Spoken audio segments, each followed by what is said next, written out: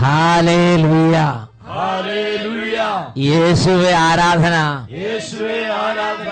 അഭിഷേകാഗ്നിയുടെ എല്ലാ പ്രേക്ഷകർക്കും യേശുക്രിസ്തുവിന്റെ ധന്യനാമത്തിൽ കൃപയും സമാധാനവും. Praise the Lord. Praise the Lord. Hallelujah. Hallelujah. പ്രിയപ്പെട്ട സഹോദരങ്ങളെ, അഭിഷേകാഗ്നി ശുശ്രൂഷയിലേക്ക് പ്രവേശിക്കാൻ പോവുകയാണ്. ഇപ്പോൾ നിങ്ങൾ ഹൃദയം കൊണ്ട് ഒരു തീരുമാനം എടുക്കുക. കർത്താവേ, അവിടുന്ന് എൻ്റെ കുടുംബത്തിൽ ചൊരിയുന്ന എല്ലാ അനുഗ്രഹങ്ങളും ഞാൻ സാക്ഷ്യപ്പെടുത്തുമെന്ന് ഈശോയുടെ ഹൃദയം കൊണ്ട് പ്രാർത്ഥിക്കുക. എന്നിട്ട് നിങ്ങളുടെ ഹൃദയ വിചാരങ്ങൾ ഇന്ന് ഈശോയുടെ സന്നിധിയിൽ സമർപ്പിക്കുക. വചനം കേട്ടുകൊണ്ടിരിക്കുമ്പോൾ തന്നെ കാലങ്ങളായുള്ള കെട്ടുകൾ അഴിയും. എന്റെ പേര് വിജയമ്മ. ഞാൻ ആലപ്പുഴക്കാരിയാണ്. 10ാം PUS ഇടവക. എനിക്ക് 14 വർഷമായി എന്റെ ഈ തലയുടെ ഈ ഭാഗത്ത് പഴുത്തു വിങ്ങുന്ന മാതിരിയുള്ള വേദന. പല ഡോക്ടർമാരെയും കാണിച്ചു, സ്കാൻ ചെയ്തു, എക്സ്റേ എടുത്തു, മരുന്ന് കഴിച്ചു. ഈ 14 വർഷം വരെയും കഴിച്ചിട്ടും എന്റെ വേദനയ്ക്കൊരു കുറവും ഉണ്ടായില്ല. അങ്ങനെ ഇരിക്കുമ്പോഴാണ് ഇവിടുത്തെ അഭിഷേകാഗ്നി ഞാൻ അറിയുന്നത്. ഞാൻ അന്നേരം പ്രാർത്ഥിച്ചു, ഈശോ എന്റെ ഈ തലയുടെ വേദന മാറ്റി തന്നാല് ഞാൻ ഈ സ്റ്റേജിൽ കയറി നിന്ന് സാക്ഷ്യം പറഞ്ഞേക്കാവുന്നു. കഴിഞ്ഞ വർഷത്തെ അഭിഷേകാഗ്നിയിലെ ആലപ്പുഴ അഭിഷേകാഗ്നിയിൽ കഴിഞ്ഞ വർഷം വിജയമ്മ അങ്ങോട്ട് പ്രാർത്ഥിച്ചു. വിജയമ്മയ്ക്ക് ബുദ്ധിമുട്ട് 14 വർഷമായിട്ടല്ലേ? 14 വർഷം പഴുത്ത് വേദന എടുക്കുന്ന പോലുള്ള ചെവിയുടെ ഉള്ളിൽ പഴുത്ത് വേദനിക്കുന്ന മാതിരി 14 വർഷം ചെവിയിൽ വേദന അനുഭവിച്ചിരുന്ന വിജയമ്മ കഴിഞ്ഞ വർഷം ഈ ആലപ്പുഴ അഭിഷേകാഗ്നിയിൽ അങ്ങോട്ട് ഈ ഒരു കാര്യം പറഞ്ഞ് അങ്ങോട്ട് പ്രാർത്ഥിച്ചിട്ട് പറഞ്ഞു, എന്നെ സുഖപ്പെടുത്തിയാൽ ഞാൻ അടുത്ത വർഷത്തെ അഭിഷേകാഗ്നി സാക്ഷ്യപ്പെടുത്തും. അങ്ങനെ ഞാൻ തലയെ കൈവച്ച് പ്രാർത്ഥിച്ചു. അപ്പൊ കൈവച്ച് പ്രാർത്ഥിക്കാൻ പറഞ്ഞ സമയത്ത് ആ ചെവി, ആ വേദനയുള്ള ഭാഗത്ത് കൈകൾ വെച്ച് അങ്ങോട്ട് പ്രാർത്ഥിച്ചു. അപ്പൊ അച്ഛൻ പറയുന്നുണ്ടായിരുന്നു, 6 പേർക്ക് തലയിൽ കൈവച്ച് പ്രാർത്ഥിച്ച സഹോദരികൾക്ക് സുഖം പ്രാപിച്ചെന്ന്, രോഗം വിട്ടുപോകുന്നതായിട്ട് വെളിപ്പെടുത്തി കൊടുത്തു. അതിലൊരാൾ ഞാനായിരുന്നു. എനിക്ക് തലയ്ക്ക് ഒരു വിറയലും ശരീരത്തിനും മരവിപ്പിലും ഒക്കെ തോന്നി. അന്നേരം കയറി ഒന്ന് സാക്ഷ്യം പറയാൻ എനിക്ക് പറ്റിയില്ലായിരുന്നു. യേശുവേ നന്ദി, യേശുവേ. പിന്നെ അതിനുശേഷം വേദന ഉണ്ടായിട്ടില്ല? മരുന്ന് കഴിച്ചിട്ടില്ല. പിന്നെ മരുന്ന് കഴിച്ചിട്ടുമില്ല, വേദന വന്നിട്ടുമില്ല. വേദനയില്ല, രോഗവുമില്ല. അത്ഭുതമായി ഈശോ സുഖപ്പെടുത്തി. കൈകൾ ഉയർത്തി കൈയടിച്ച് കർത്താവിനെ ആരാധിക്കാം.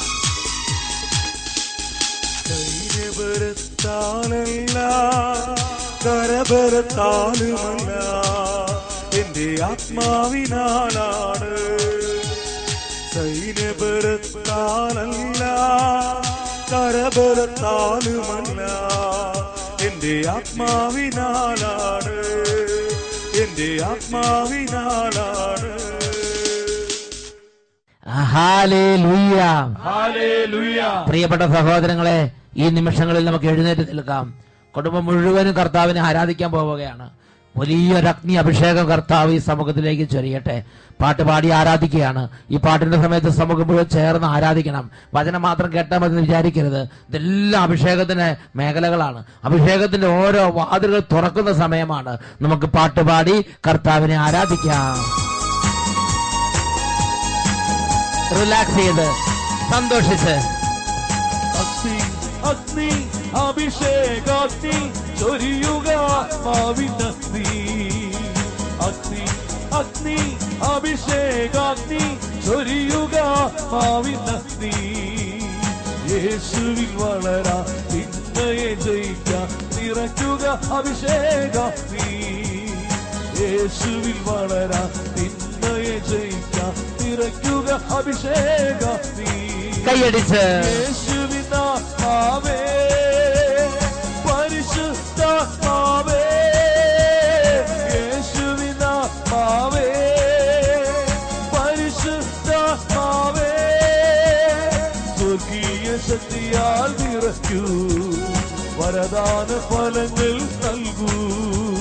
സ്വർഗീയ ശക്തിയാൽ നിറയ്ക്കൂ, വരദാന ഫലങ്ങൾ നൽകൂ. അഗ്നി അഗ്നി അഭിഷേകം. സമൂഹം ഉണരട്ടെ, കുടുംബങ്ങൾ ഉണരട്ടെ, ദേശം ഉണരട്ടെ, സമൂഹങ്ങൾ ഉണരട്ടെ. കർത്താവേ, മന്ദത മാറട്ടെ, മരവിപ്പെല്ലാം മാറിപ്പോകട്ടെ, കുട്ടികൾക്ക് ഒരു ഉണർവ് ലഭിക്കട്ടെ, കുടുംബങ്ങൾ വലിയ അഭിഷേകം ഉണ്ടാകട്ടെ, കൈക്കുഞ്ഞുങ്ങൾക്കെല്ലാം പരിശുദ്ധാത്മാഭിഷേകം നിറയട്ടെ. ദാഹിച്ച് പ്രാർത്ഥിക്കുന്നു. പാപാന്തകാരം നീങ്ങിടുവാൻ വിശുദ്ധിതൻ വെണ്ണയ നിറയ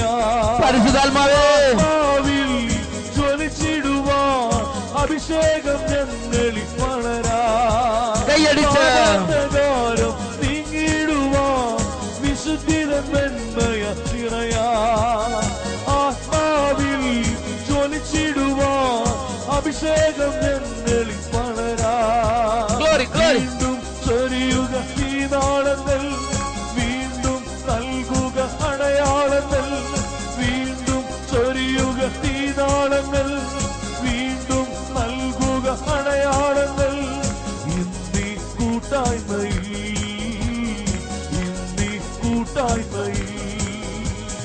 യേശുവിനാത്മാവേ കൈകൾ ഉയർത്തി വിളിക്കുന്നു.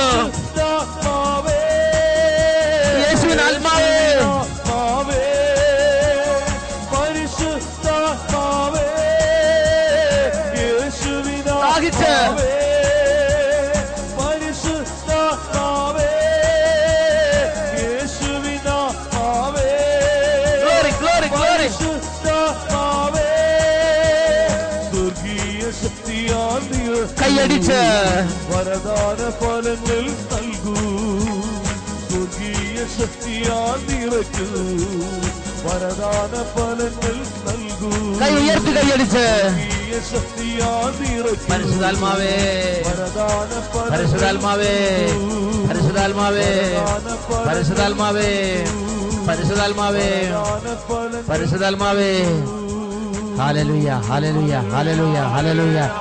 കരങ്ങൾ ഉയർത്തി എല്ലാവരും കർത്താവിനെ ആരാധിക്കുന്നു. മക്കളെ, ഇത് പ്രാർത്ഥിക്കാൻ ദൈവം തന്നിരിക്കുന്ന സമയമല്ലേ? കുട്ടികളെ, കൈകൾ ഉയർത്തുക. കുടുംബങ്ങൾ ദൈവത്തെ ആരാധിക്കുന്നു. നാളുകളായി പ്രാർത്ഥന മുടങ്ങി കിടക്കുന്ന കുടുംബങ്ങൾക്ക് കർത്താവ് പ്രാർത്ഥിക്കാനുള്ള അഭിഷേകം നൽകുന്നു. സമൂഹത്തിൽ പ്രാർത്ഥിക്കാൻ പറ്റാത്തവർ കൈ ഉയർത്തി സ്തുതിക്കുക. അലസത മാറട്ടെ, മരവിപ്പ് മാറട്ടെ. കൂട്ടായ്മയിൽ അനുസരണത്തിൽ കർത്താവിനെ ആരാധിക്കുന്നു. Glory glory glory glory glory glory glory glory glory glory. Hallelujah hallelujah hallelujah hallelujah.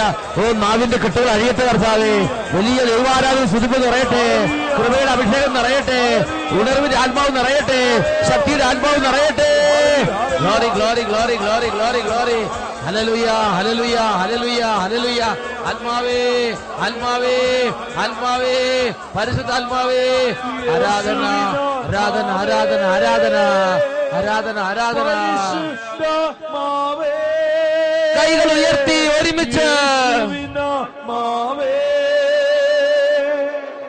പരിശുദ്ധാത്മാവേ പരിശുദ്ധാത്മാവേ യേശുവിനാത്മാവേ നിറയണമേ പരിശുദ്ധാത്മാവേ. ഇറങ്ങി വരണമേ പരിശുദ്ധാത്മാവേ. ഈ മക്കളുടെ മേൽ നിറയണമേ. വരദാന ഫലങ്ങൾ ഈ കുടുംബങ്ങളിൽ നിറയണമേ. സ്വർഗീയ ശക്തിയാൽ ഈ കുഞ്ഞു മക്കളെ അഭിഷേകം ചെയ്യണമേ. വരദാന ഫലങ്ങൾ നൽകൂ വരദാന പരിശുദ്ധാത്മാവേ നൽകൂ പരിശുദ്ധാത്മാവേ വരദാന പരിശുദ്ധാത്മാവേ. നൽകൂ.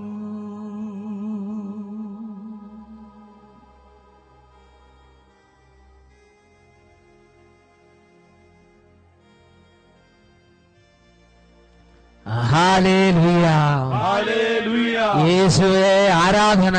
യേശുവേ ആരാധന. പ്രസ്ഥാനങ്ങളിലേക്ക് ഇരിക്കുക. ഇത് നല്ലൊരു കൃപ നിങ്ങൾക്ക് അച്ഛൻ പ്രത്യേകം പ്രാർത്ഥിക്കുകയാണ്. ഈശോ മിശിഹായിക്ക് സ്തുതിയായിരിക്കട്ടെ.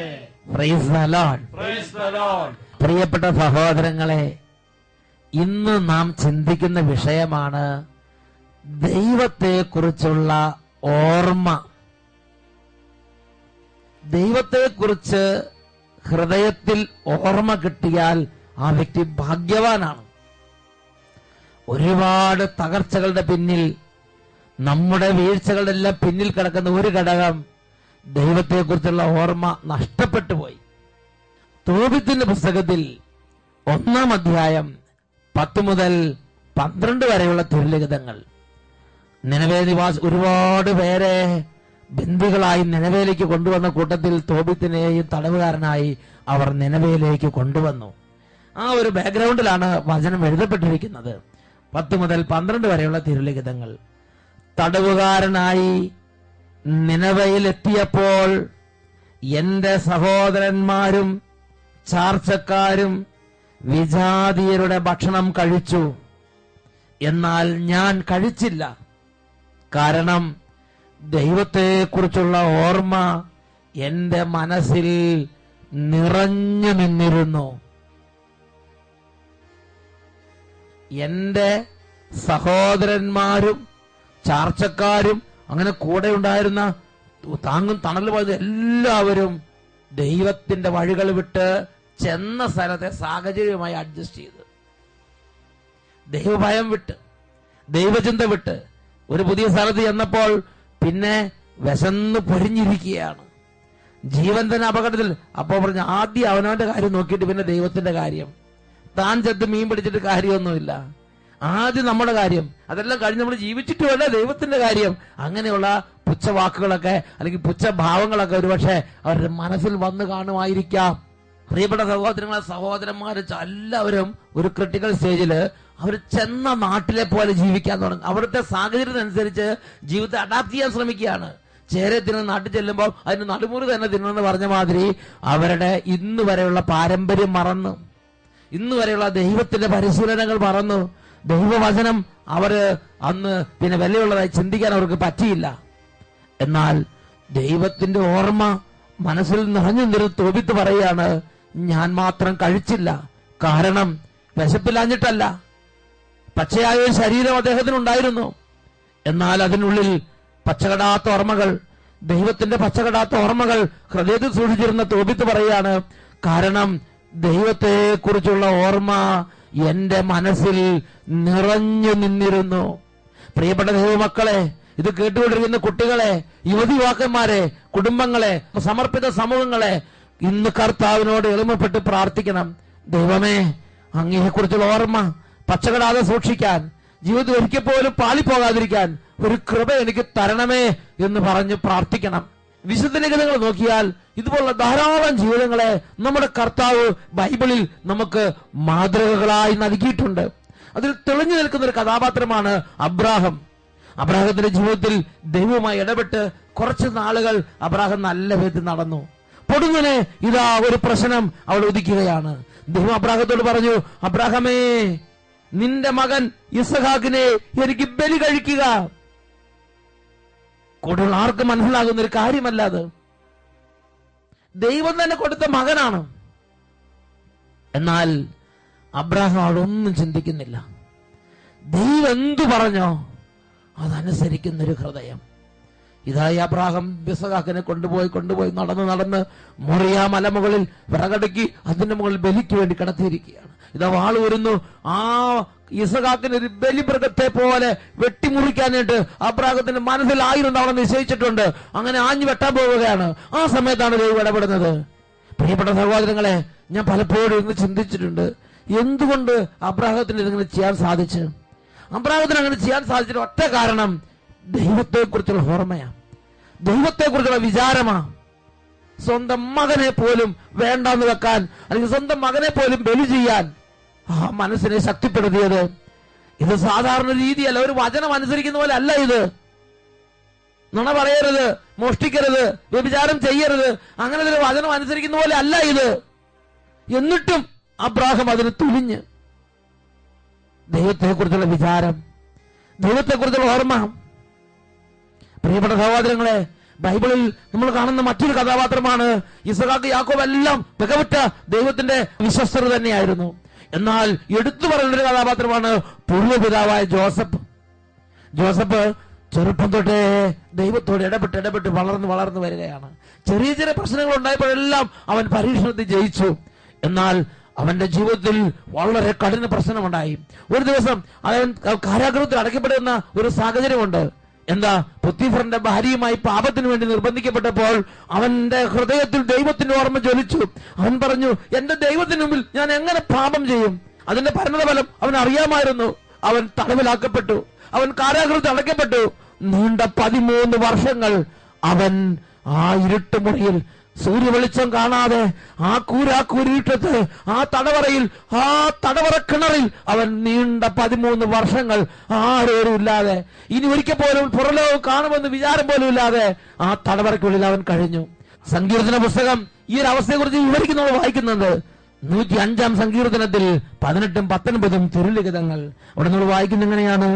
അവന്റെ കാലുകൾ വിലങ്ങുകൾ കൊണ്ട് മുറിഞ്ഞു, അവന്റെ കഴുത്തിൽ ഇരുമ്പോട്ട മുറുകി, അവൻ പ്രവചിച്ചത് സംഭവിക്കുവോളം കർത്താവിന്റെ വചനം അവനെ പരീക്ഷിച്ചുകൊണ്ടിരുന്നു. അവന്റെ മനസ്സിൽ അവൻ കൂടുതൽ കൂടുതൽ അവനെ വേദനിപ്പിക്കുന്നതോറും ദൈവത്തെക്കുറിച്ച് ഓർമ്മയിൽ അവൻ പിടിച്ചു നിന്നു. അവൻ ഒരിക്കൽ പോലും മനസ്സ് പതറാതെ അവൻ ആ പരീക്ഷണത്തിന്റെ അപ്പുറത്തേക്ക് അവൻ കടന്നു. പൂർവ്വപിതാവ് ജോസഫ് ദൈവം അവനെ ഉയർത്തി. ഈജിപ്തിൽ ഫറവോ കഴിഞ്ഞാൽ 2ാം ഭരണാധികാരിയായി അവനെ രഥത്തിന്റെ മുകളിലിരുത്തി ഈജിപ്തിൽ ഒരറ്റത്തു നിന്ന് മറ്റേ അറ്റം വരെ ജനങ്ങളുടെ മുമ്പിൽ ഇതാ പട്ടാളത്തിന് അകമ്പടിയോടെ അവനെ വലിയ ഒരു ആദരവ് കൊടുത്ത് ദൈവം അങ്ങ് അംഗീകരിക്കുകയാണ്. അവനെ വിശിഷ്ട വസ്ത്രങ്ങൾ ധരിപ്പിച്ചു, അവന് നല്ല മോതിരങ്ങൾ അണിയിച്ചു, രാജകീയമായി അവനെ നടത്തി, അവനെ വലിയ സ്ഥാനത്തേക്ക് ദൈവം ഉയർത്തി. സ്വർഗത്തിലും ഭൂമിയിലും ദൈവം അവനെ ഉയർത്തി. ഒന്നുറക്കെ പറഞ്ഞേ ഹല്ലേലൂയ. അബ്രാഹാം ഇങ്ങനെ ദൈവത്തെക്കുറിച്ച് ഓർമ്മയിൽ ഈ ഭൂമിയിലെല്ലാം നഷ്ടപ്പെടാൻ തയ്യാറായപ്പോൾ അബ്രാഹത്തെ ദൈവം വിശ്വാസികളുടെ പിതാവ് വലിയ ഒരു ഉന്നത സ്ഥാനത്തേക്ക് അബ്രാഹത്തെ ദൈവം അങ്ങോട്ട് ഉയർത്തി. പ്രിയപ്പെട്ട സഹോദരങ്ങളെ, അതുപോലെ ശ്രദ്ധ ആഗ്രഹിക്കുന്ന 2 പേരാണ് ജോഷുവയും കാലബും. പ്രിയപ്പെട്ട സഹോദരങ്ങളെ, ഒരു സമൂഹം മുഴുവൻ എന്ന് പറഞ്ഞാൽ ജെറീക്കോ ദേശം ഒറ്റുനോക്കാൻ വേണ്ടി ദേശത്തിലെ പ്രധാനപ്പെട്ട 10-40 പേരെ വിട്ടപ്പോൾ അവരെല്ലാവരും തിരിച്ചു വന്ന് വളരെ ദൈവവചന വിപരീതമായ അല്ലെങ്കിൽ ദൈവത്തിന്റെ ആത്മാവിന്റെ പ്രേരണയ്ക്കെതിരായ ഒരുപാട് കാര്യങ്ങൾ പറഞ്ഞ് ജനങ്ങളെ ഭയചകിതരാക്കി. ആത്മാവിന്റെ പ്രേരണ ഉണ്ടായിരുന്ന കാലബിനും ജോഷുവയും അംഗീകരിക്കാൻ കഴിഞ്ഞില്ല. ദൈവത്തിന്റെ ഓർമ്മ അവരിൽ നിറഞ്ഞു നിന്നു, ദൈവത്തിന്റെ വിചാരം അവരെ ശക്തിപ്പെടുത്തി. അവർ എഴുന്നേറ്റ് നിന്നു. ആത്മാവിന്റെ പ്രേരണ അനുസരിച്ച് അവർ പറഞ്ഞു, അങ്ങനെയല്ല, ഇങ്ങനെയാണ് കാര്യങ്ങളെന്ന്. സംഖ്യയുടെ പുസ്തകത്തിൽ 14-ാം അധ്യായത്തിൽ വായിക്കുകയാണ്, ജനം ഒന്നടങ്കം അവരെ കല്ലെറിഞ്ഞ് കൊല്ലാൻ വേണ്ടി അവർ മുന്നോട്ടഞ്ഞു. ദൈവം സഹായിച്ചുകൊണ്ട് മാത്രമാണ് അവരുടെ ജീവൻ നിലനിന്നത്.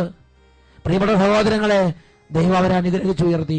ജോഷുവയ്ക്കും കാലബിനും ദൈവം ദേശത്ത് ശാശ്വതമായ സ്മാരകങ്ങൾ നൽകി, ശാശ്വതമായ ഔന്നത്യങ്ങൾ നൽകി, അങ്ങോട്ട് അനുഗ്രഹിച്ചു. എന്നൊക്കെ പറഞ്ഞേ ഹല്ലേലൂയ, ഹല്ലേലൂയ. ദൈവത്തിന്റെ ഓർമ്മ നിറഞ്ഞു നിന്ന മറ്റൊരു വ്യക്തി ബൈബിൾ നമ്മൾ കാണുന്നുണ്ട്, ഏലിയ. ആഹാബിന്റെ കാലം നിങ്ങൾ ഓർക്കണം. ആഹാബ് ജസബൽ ആ ഒരു സംഗമം. പ്രിയപ്പെട്ട സഹോദരങ്ങളെ, ദേശം മുഴുവനും അഴിമതിയിലും അരാജകത്തിലും ആറാടുകയാണ്. പ്രത്യേകിച്ച് 1-ാം പ്രമാണ ലംഘനങ്ങൾ, അന്യദൈവ ആരാധനകൾ, ബാൽദേവനുള്ള ആരാധനകൾ ദേശത്ത് കൊടുമ്പിരി കൊണ്ടപ്പോൾ ജനം മുഴുവൻ കൂട്ടത്തോടെ, രാജാവിന്റെ ജനങ്ങളും കൂട്ടത്തോടെ ഇങ്ങനെയുള്ള ദൈവവചന ലംഘനങ്ങളിലേക്ക് പോയി. ഏലിയായുടെ ഹൃദയം കത്തിജ്വലിച്ചു. ഏലിയ അന്യദൈവ ആരാധനയ്ക്കെതിരെ ദൈവത്തിന്റെ ഓർമ്മയാൽ നിറഞ്ഞ, ദൈവത്തിന്റെ ഓർമ്മയാൽ കത്തിജ്വലിച്ച ആ ഹൃദയം ആ രാജ്യത്ത് ഒരാളെ ഒറ്റയ്ക്കാണെങ്കിൽ ഒറ്റയ്ക്കെന്ന് പറഞ്ഞ് ദൈവത്തിന് വേണ്ടി നിലകൊണ്ട ഒരു ജീവിതമായിരുന്നു ഏലിയായുടെ ജീവിതം. ദൈവത്തെക്കുറിച്ചുള്ള തീഷ്ണത കൊണ്ട്, ഓർമ്മ കൊണ്ട് എരിഞ്ഞ ജ്വലിക്കുന്ന ഒരു ഹൃദയത്തോടെ ജീവിച്ച ഏലിയ, ദൈവം ഏലിയായെ വലിയൊരു അഗ്നിരഥത്തിൽ സ്വർഗത്തിലേക്ക് എടുക്കാൻ തക്കവണ്ണം ഭൂമിയിൽ വെച്ച് തന്നെ ദൈവം ഏലിയായെ മാനിച്ചു. ഒന്ന് ഉറക്കെ പറഞ്ഞേ ഹല്ലേലൂയ. പ്രിയപ്പെട്ട സഹോദരങ്ങളെ, ദൈവത്തിന്റെ ഓർമ്മ കൊണ്ട് നിറഞ്ഞു നിന്ന മറ്റൊരു ദൈവദാസനെ ബൈബിൾ നമുക്ക് പരിചയപ്പെടുത്തിരുന്നുണ്ട്, ദാനിയേലിന്റെ പ്രത്യേകത നമുക്കറിയാം. അദ്ദേഹം എപ്പോഴും അദ്ദേഹത്തിന്റെ ഓർമ്മ ദൈവത്തെ കുറിച്ചായിരുന്നു. ദാനിയേലിനെയും കൂട്ടുകാരെയും രാജകൊട്ടാരത്തിലേക്ക് രാജാവ് കൊണ്ടുവന്നു. രാജാവിന്റെ ഒരു ഉന്നതമായ സ്ഥാനം അവന് കൊടുത്തു. അവന് നല്ല ഭക്ഷണം കൊടുക്കാൻ വേണ്ടി രാജാവ് കൽപ്പിച്ചു. എന്നാൽ ആ രാജകൊട്ടാരത്തിൽ സമൃദ്ധിയുടെ നടുവിലിരിക്കുമ്പോഴും ഈ അംഗീകാരത്തിന്റെ ഇടയിലിരിക്കുമ്പോഴും ദാനിയേലിന്റെ ഹൃദയത്തിൽ ദൈവത്തെക്കുറിച്ചുള്ള ഓർമ്മ, ദൈവത്തെക്കുറിച്ചുള്ള ആഗ്രഹം. അതുകൊണ്ട് ദാനിയേലിന്റെ പുസ്തകം 1-ാം അധ്യായം 8-ാം വാക്യം പഠിപ്പിക്കുകയാണ്, രാജാവ് കഴിച്ചിരുന്ന വിഭവസമൃദ്ധമായ ഭക്ഷണം കൊണ്ടോ അവൻ കുടിച്ചിരുന്ന വീഞ്ഞുകൊണ്ടോ താൻ മലിനനാവുകയില്ല എന്ന് ദാനിയേൽ നിശ്ചയിച്ചുറപ്പിച്ചു.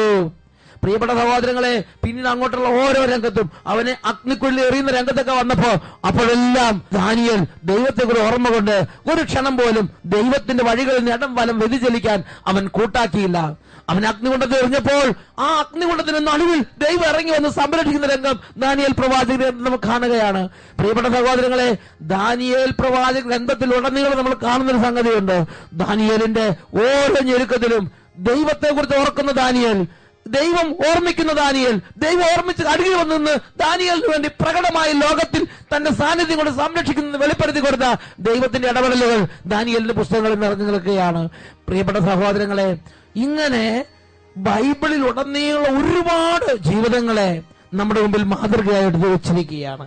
ഇത് മക്കബാരുടെ 1-ാമത്തെ പുസ്തകത്തിൽ 2-ാമത്തെ അധ്യായത്തിൽ 52 മുതൽ 61 വരെയുള്ള വാക്യങ്ങളിൽ മത്താത്തിയാസ് വളരെ ആത്മാവിൽ നിറഞ്ഞ് പ്രഖ്യാപിക്കുന്ന ഒരു രംഗം നമ്മൾ കാണുന്നുണ്ട്. ആ വചനഭാഗം നമുക്കൊന്ന് വായിച്ചു കേൾക്കാം. പരീക്ഷിക്കപ്പെട്ടപ്പോൾ അബ്രാഹാം വിശ്വസ്തനായി കാണപ്പെട്ടില്ലേ, അത് അവന് നീതിയായി പരിഗണിക്കപ്പെട്ടുവല്ലോ. കഷ്ടതയുടെ കാലത്ത് ജോസഫ് കൽപ്പനകൾ പാലിക്കുകയും ഈജിപ്തിന്റെ അധികാരിയായി ഉയർത്തപ്പെടുകയും ചെയ്തില്ലേ. നമ്മുടെ പിതാവായ ഫിനഹാസ് തീഷ്ണതയാൽ നിറഞ്ഞവനാകയാൽ ശാശ്വതമായ പൗരോഹിത്യത്തിന്റെ ഉടമ്പടിക്ക് അർഹനായില്ലേ. കൽപ്പന നിറവേറ്റിയതിനാൽ ജോഷുവ ഇസ്രായേലിലെ ന്യായാധിപനായി തീർന്നില്ലേ. സഭയിൽ സാക്ഷി നൽകിയ കാലബിന് ദേശത്ത് അവകാശം ലഭിച്ചില്ലേ. ദയാലുവായ ദാവീദ് സിംഹാസനത്തിന് ശാശ്വത അവകാശിയായില്ലേ. നിയമത്തെക്കുറിച്ചുള്ള തീഷ്ണതയാൽ ജ്വലിച്ച ഏലിയ സ്വർഗത്തിലേക്ക് സംവഹിക്കപ്പെട്ടില്ലേ.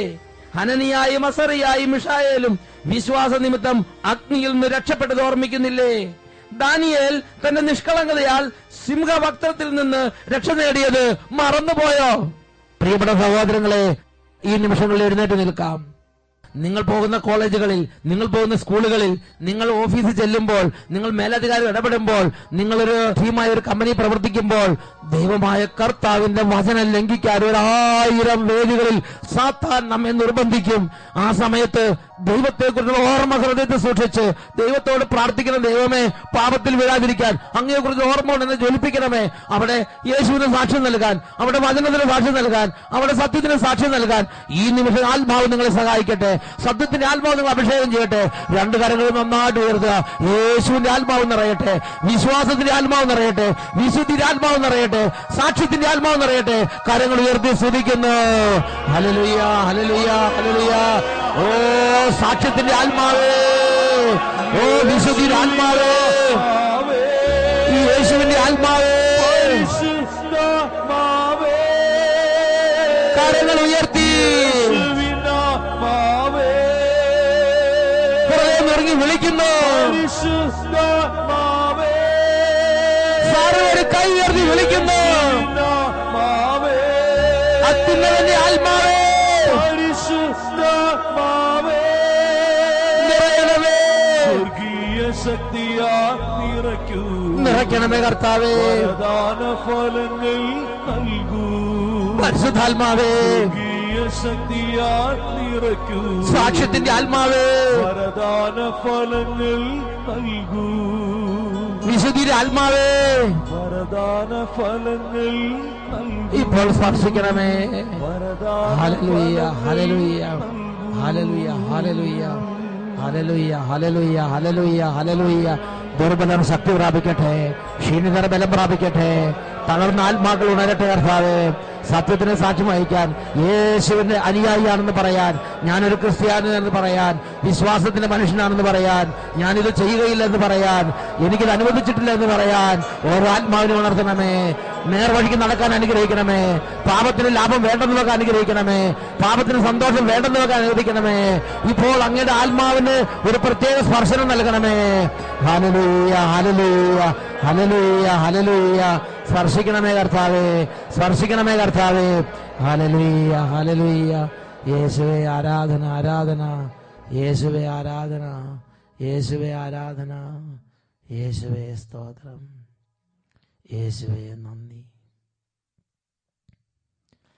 Hallelujah, hallelujah, hallelujah, hallelujah.